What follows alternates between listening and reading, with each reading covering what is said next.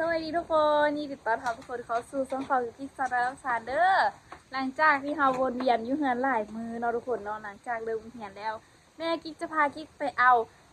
สีเขียวๆใต้น้ำเนาะทุกคนเนาะอยู่ผู้แหละน้ำสารผู้แหละบอกว่าเป็นย่างจะสิให้ทุกคนไปเบิ่งกันบางคนก็สิห้องว่าไข่บ่แม่มีคนห้องว่าไข่บ่ ไข่มันก็เป็นอีกแบบนึงได้เท่ากับอีกแบบนึงมันก็ตั้งกัน เป็นหยาบเป็นสิ้นแล้วมันได้ดึงเอามันบ่ไข่แต่ว่าเขาสิไปเอานี่ก็คือเทาทุกคนโบได้กินโดนละเดี๋ยวกิ๊กไปเก็บเทามาละเดี๋ยวจะพาทุกคนไปเก็บเทาเบิ่งว่ามันสิออกหลายบ่ออกน้อยไปเบิ่งกันนะทุกคนเด้อว้าทุกคนทางอันตรายมากๆว้าตัวน่ะเพราะรถไอ้บิ๊กเขาญาติรถทำกับหมาละรถไอ้บิ๊กให้คล่องแท้นะแม่เนาะไอ้บิ๊กมาช่วยอีแม่ออกมื้อเช้านี่เ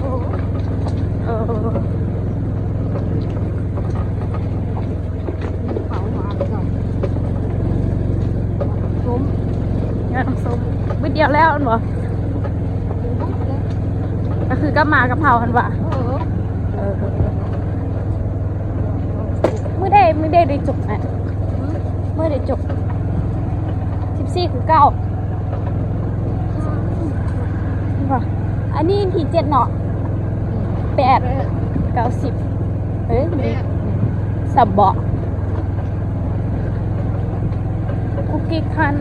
คิดหน้ากุ๊กกิ๊กเซ็งเดี๋ยวกุ๊กกิ๊กสิอ่านบทเรียนในก่อนย่านอาจารย์บ่เอาให้เอาโทรศัพท์เขาจังน้อยสิยุงยานยุงสิกุ๊กกิ๊กเขียนม.6 มาวิชาที่กุ๊กกิ๊กได้นั่นก็คือวิชาภูมิศาสตร์วิชาเดียววิชาไม่รักนะเขียนได้ดีขนาดเขียนของเราแต่ว่าเราเข้าก้อนเราบ่กล้าเข้าน้ำก้นเราให้นะเราก็บ่ได้เนี่ยเราบ่ได้ให้แหงดอกเราใส่โทษให้ห้องเพลงถ้าบอกให้ห้องเพลงจะให้ฟ้อนให้ห้องเพลงเข้าโต๊ะกุ๊กกิ๊กพัดอยู่ทางล่างสุดบัดนี่นะได้โค้งไปหมดไกลๆอีกโอ้ยกิ๊กได้เป็นนางเฝ้าอาจารย์มาแล้วไปเบิ่งกันทุกคนว่าสิได้เท่าบ่ทุกคนอันนี้เป็นบรรยากาศยามแลงมาคักๆเลยสัญญางเขาเบิกว่าไม่รู้นะเนาะก็คือเนอเทิงผูเนาะเทิงผูจนว่าแดงหมดเลย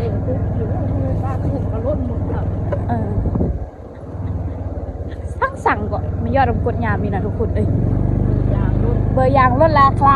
าบแห้งเมื่อยแห้งได้ยินเสียงแห้งเมื่อยกันเก้าเลยไหมเนาะยางอีทุกข้ามเอายางโอ้กิใส่ซุ้มข้าซันมาเลยเนี่ยยางเปียกโอ้โหตึบแทะทำไมเนาะโอ้เสียงเป็นแมวฮอรถคันนั้นมันมาอันนี้มันบลึงรถเนาะล็อกดีๆเด้ลืมกระแจอีก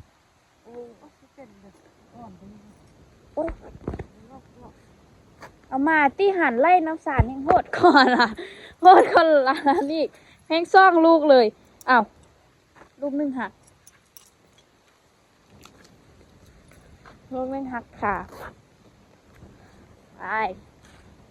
กินซีเหียนเอาเท้าโอ้ไม่ทำไม่ได้มาเอาเท้าปีกายนี่กับไม่ได้มาเนาะปีก้อนนี่เด็กกระบอกว่าไม่ได้มาโดนแล้วทุกคนไม้มานำน้ำทุกคนนอกบุมีวันยามนี่แม่เนี่ยเขาจกดินนี่เลยใส่เท้า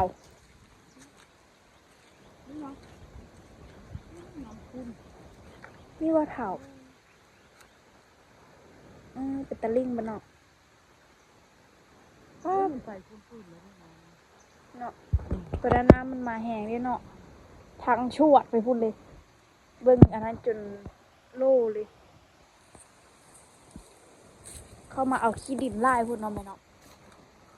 เขาเอาขี้หินมันออกเว้ยโอ้แม่ขี้ทรายอันนี้โบแม่ขี้ทรายน้ำคลองอ่ะโบแมนว่ะอันนี้ทรายป่น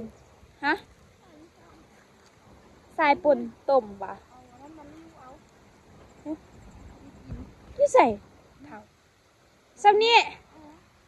แองตอนนั้นมันยู่วุ่นเกาะนั่นไหมเนาะนี่น่าดิทุกคน แม่ไปสอกไม้อันเดี๋ยวก็แม่กอกอันนั้นเข้าห้องมากอกอันเดินละเกาะกกไข่เราไปอันเอาปลาข้างแล้วแม่นเฮาอันกินใบมันกับตัวกุ้งเนาะไม่น้อยเป็นร้านโคแล้วก็ได้โคแม่เถ่าเลยวิธีเอาเถ่าที่มีเฮามาเอานั่นก็คือเถ่าแม่ตัวปลาตายต้นนาอีเมเห็นวะกิ๊กหูเอาเด้อมันน้อยพูดนะแม่เนาะพอดีลูกเอาพอดีมันมุนเหมือนสิพอกินอยู่ว่ะแม่ตอนนั้นเถ่าเอาอันยาฝรั่งเนาะกล่องนี้คักถ้าบางทีหินน้อยๆนี่บักคักเนี่ย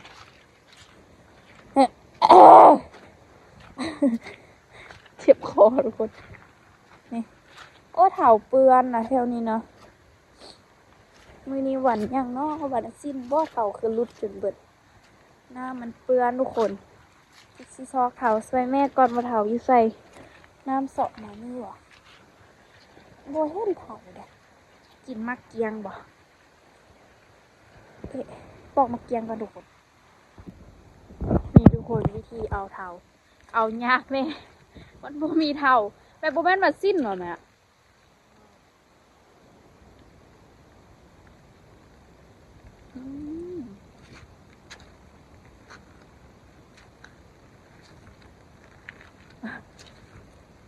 ตอนนั้นจากที่เราเคยงมเอาซาวเอาน้ำเปลี่ยนนั่นเลยน้ำเปลี่ยนแบบไม่ละออกงานมีแต่ปกติมันออกอยู่ด้านนั้นแต่เจ้าอ้อนดีเลยเนาะผมบอกเพื่อไปเพื่อนี่มีปัญญาเพื่อบอกให้เพื่อจะปั้นเยอะเลยเพื่อเราเพิ่งคิดเอาด้วยมันเชื่อว่ามาเพิ่งคิดได้มาโบแมนอยู่ทางถึงแม่นั่นโบแมนว่ะอันเคี้ยวๆอ้อนยุคในน้ำมันนะเนี่ยไปเอาเวิ้งเหรอเป็นเด้อ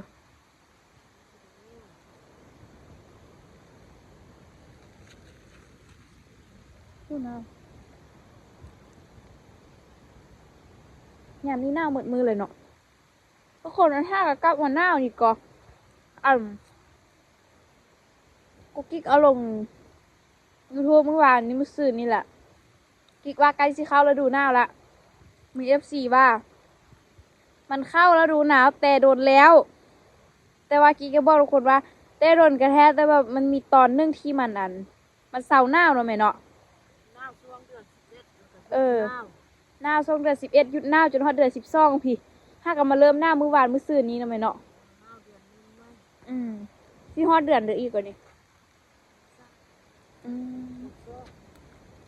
โดนเท่าไหร่ฮ้อนตับเล็บได้ป่ะนี่ฮ้อนจุดที่วัดต้นไม้ได้ป่ะนี่คือนอนยามหนาวได้ป่ะนี่เนาะมันก็หนาวมาอีกเนาะมาคือนอนยามหนาวไล่นอนยามร้อนทุก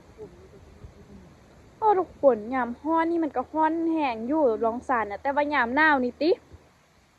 หนาวแห้งอีกเนาะแม่เนาะถ้าว่าอากาศพอดีอยู่แล้วมันอยู่ใส่สมบูรณ์ยามฮ้อนนะยามร้อนเลยอยู่ใส่สมบูรณ์มีหนาวแล้วก่อนยามร้อนเราไปอยู่ใส่สมบูรณ์พอดีหนาวพอดีอยู่ยามหนาวเราไปอยู่ใส่สมบูรณ์กับตายคือเมื่อไอ้บิ๊กยู่มันคือกันเนาะตอนนั้นเนาะแม่พี่ไอ้บิ๊กไปเฮ็ดเวียกบ่ตัวปิ่งไล่ได้ทุกคนหนาวเถอะวะเย็นจอยแม่ก็ยังยานอยู่ปิ่ง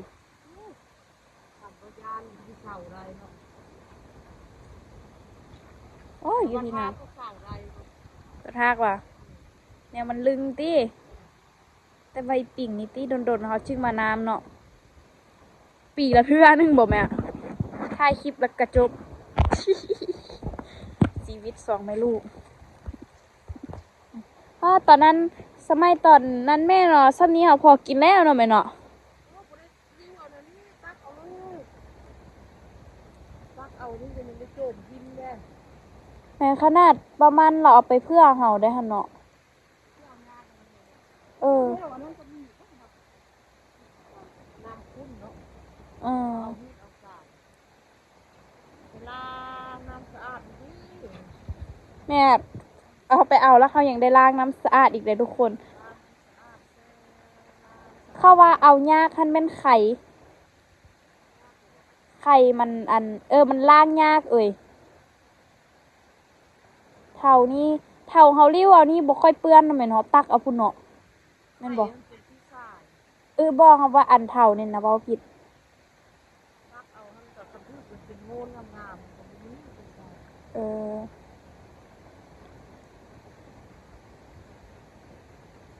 แม่กันละเบงยังเกี่ยวเอามือเกี่ยวค่อยๆเกี่ยวเอาแล้วทุกคนแม่จะปีข้าวคืนเนาะทุกคนว่าปะแม่มีเคล็ดลับว่ะมีเคล็ดลับอันเด้อ เราข้าวได้เลยทุกคนเมื่อไงตอนนั้นกินข้าวก่อนแม่ซ้ำตอนนี้กินดำแหละมีแม่ข้าวแล้วก็จ้อยพร้อมบัดนิตายแท้ๆมีแม่งาม บ่ได้ทุกคนเอ้ย เกือบตาย ความดันสูง เออ ๆให้มันกดดันขึ้นหัวใจ บ่จ้อยบ่ได้ได้ทุกคน แม่จ้อย ขนาดเอาเท้ากินแบบเท้าแบบมีสติได้ เออ ซ้ำเนี่ยมีสติที่ซ้ำเลย แม่หันทักจ้อยทั้งข้าวบัดนี้ป้าคักสุดแม่เจ้าข้าวแท้ก็เบิ่งหน้าเจ้ากับแค้นเจ้าไหมเจ้ากับฮู้โตอ่ะ ไหน พร้อมโต เฮ็ดลิ้นโตเองหน้าเว้ยทุกคน โอ้อยู่ไกลน้ำแห่งหน้าเว้ยพร้อมโตอีกว่าฮู้โตแล้วเพิ่นว่าเด้มาเบิ่งด้านนี้ให้แม่ก่อนบางทีมันเขี้ยวจนเทื่อนอยู่นี่เด้มันบ่มีเว้ยมาเอามือมันสิ้นเข้ากับพัดว่าสิอันเท่าพัดสิล้นเบิดตอนนั้นฮันละแม่นแถวนี่ทุกคน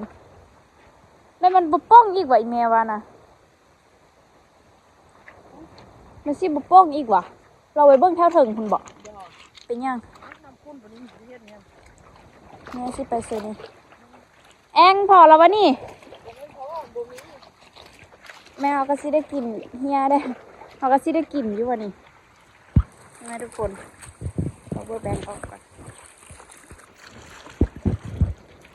ได้ถ้วยหนึงอยู่อ่ะใส่มะเขือใส่มะเขือไงไล่บ่พอกินดอกปล่อยมันคืนสู่ธรรมชาติซะค่ะว่าพอยายากวะนี่ ก้อน5,000 เขาไปซื้อตลาดไป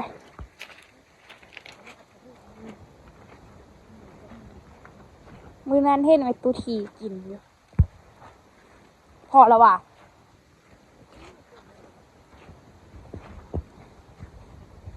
น่าจะคนมาเอามันแล้วที่มันตี้แม่เป็นกินบ่เว้นแล้วว่ะเอาเลยว่าหัน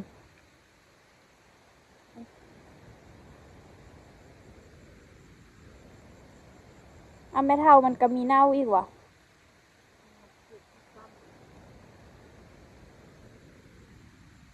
มันก็บ่แซ่บอีกว่ะ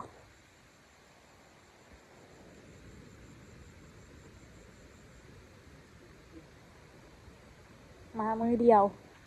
บ่มีจอย มันเข้าบ่อัน แม่ลูกลองเอามึงดูอ่ะ ก่อนจะมาลง เบิ่งดูสิไปอยู่ด้านนั้นเอามาไหมฮะ เที่ยวเอาที่ด้านนึง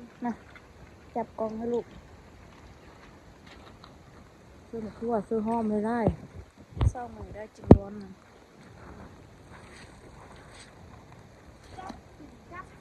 ลงบ้านเที่ยว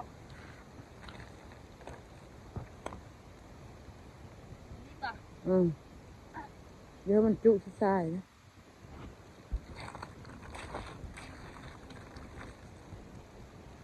เกี่ยวมุ่นเลยดิแม่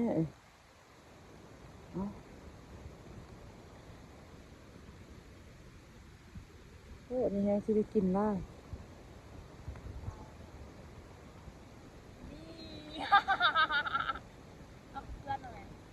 ยามันไปล้างอ่ะ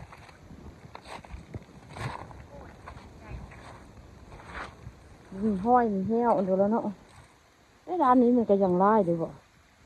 ค่อยเอาตื้มกันนี่ลูกไปยามันไปล้างออกดีแบบเขาคันแม่แม่จับโยนทีมก็เบื่อใหม่อันนั้นโอ้ตัวปลาโอ้เมื่อกี้คือเห็น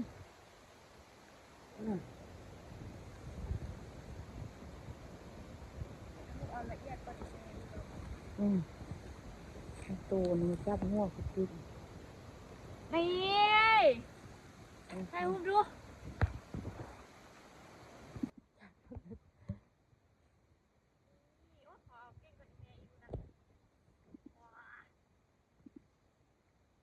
บริท่ายสมกีน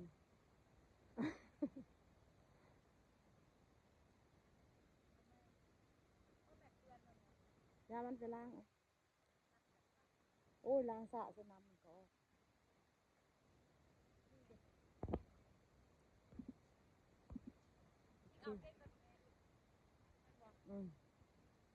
กินจะเก่งซะถ้ามันเก่งซะเปียกไปประตูเลยทุกคนก็นี่คือการเอาของเรา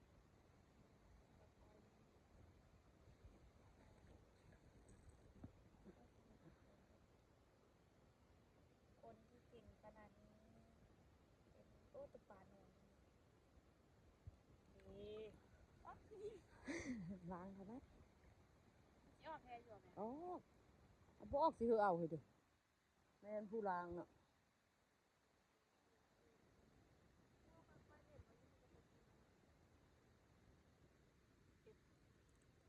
โอ้ยไปหักไม้ไม่ช่วยแม่ก่อนคิดว่ามันคิดหักคน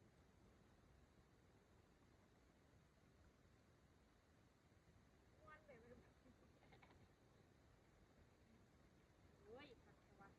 แม่เดี๋ยวลูกไปเอาข้างในเด้อมาแล้วเดี๋ยวพี่จะเอาไอ้นั่นช่วยแม่กันพูดนะทุกคนทำไมคิดได้นะคุณถ่ายรูปดูกดเก่งคงไว้เปียกจนหมดไปยิ่งไปหักไม้ก่อนทุกคนให้แม่เอายิ้มทางเอาไปเอายิ้มขึ้นว่าจะป่าไรเนาะไปกันนี่ทุกคนไล่เทาเอาขี้ดินมันออกแซ่บได้เทาอีกก็หูสึกมักอยู่แต่ว่าบ่มักที่แม่เอามักแข้งคมว่ามักอึกว่ามากอันเด็กกับแม่มักแข้งว่ามักแข้งคมว่ะใส่ๆน้อยๆให้นะนั่นแหละเอาเสื้อละว่าคมกิดลิบมันดูปอได้ซ้ำนี่เอ้ามันคือติดแม่อะไรอ๋อหนาวเดี๋ยววะนี่บุทอกุกกิ้งหันบุได้ซ้ำนี่นี่กินได้บ่ได้เบิ้งจะชิทายคนนี้จับดีๆเลยจะมันจะจ้ำไปได้ละมาล้างอีกแล้วอ่ะมาล้างโกโฮมเอาที่ลบเหนือทุกพักดิไปทุกคนเป็นอันนี้แล้วน้ำรับปูพักทามีอันนี้เป็นมาไหนกันบ้าง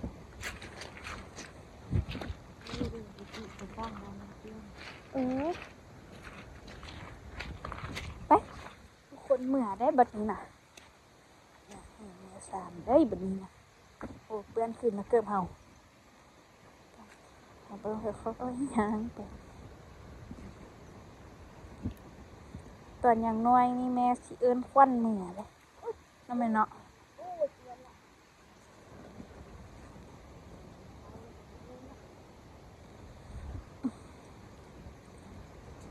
จีพยายามย่างค่อยๆไม่ให้เกิดเปื้อนว่าสันเด้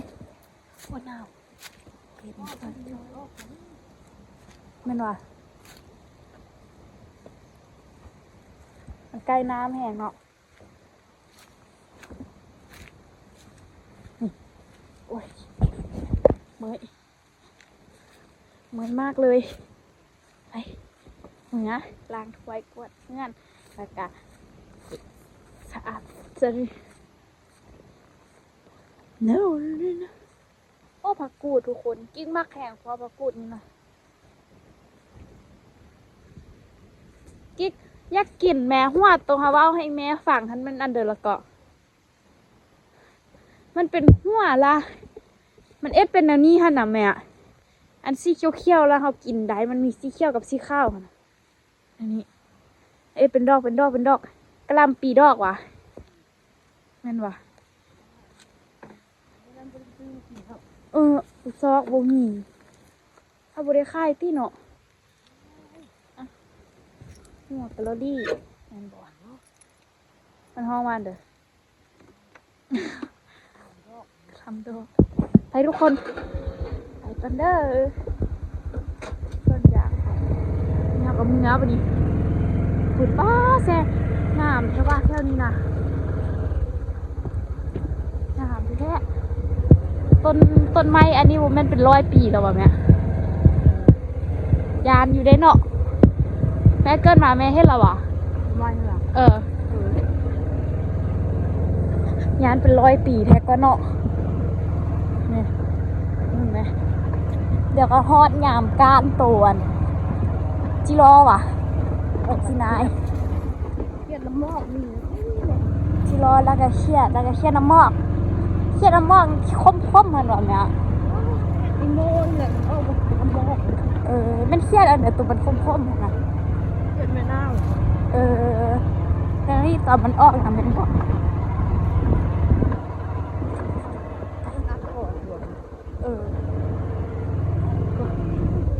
ส่วนยางค่ะก็อยู่พูดป้าส่วนยางไปปลาเกี้ยงหมดแล้วเนาะไปเหนือกันเลยทุกคนเปิดเหนือต่อป้าทุกคนแม่เจอเสียดเจอคลองลำคาคลอง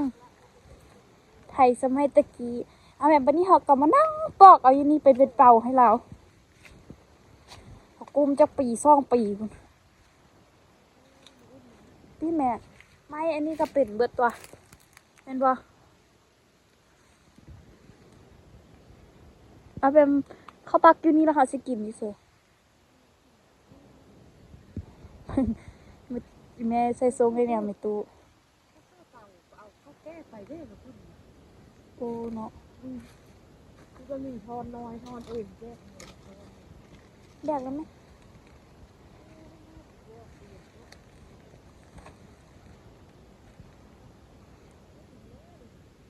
เขาสิบอกเป็นมัดทงให้เราโอ้เด็เสียดโอ้แม่ได้ทอนนี้ได้น้อยแม่เนี่ยนี่ได้แม่ทอนน้อยแม่ได้แม่ทอนน้อยนะ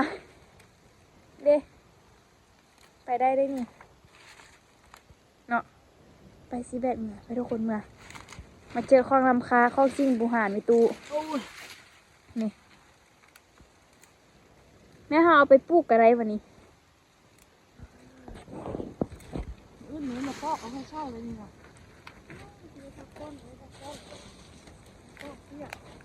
มานั่งตอกเสียดให้แม่นี่โอ้ได้ทอน1นี่กะได้ไล่เตอร์แล้วเนาะไปให้เราเหมือนนั่งตอกอยู่เอ๊ะเมื่อไปดีทุกคนเมื่อแท้แล้วเด้อทุกคนเด้อเดี๋ยวคุกกี้คอตัวลาไปก้อนกับวิวธรรมชาติงามๆนี่เลยเด้อทุกคนอันนี้บุ้มแม่นดินเฮาเลยเพื่อนทุกไส้เพื่อตัดไม้นะจ๊ะเอาไปเฮ็ด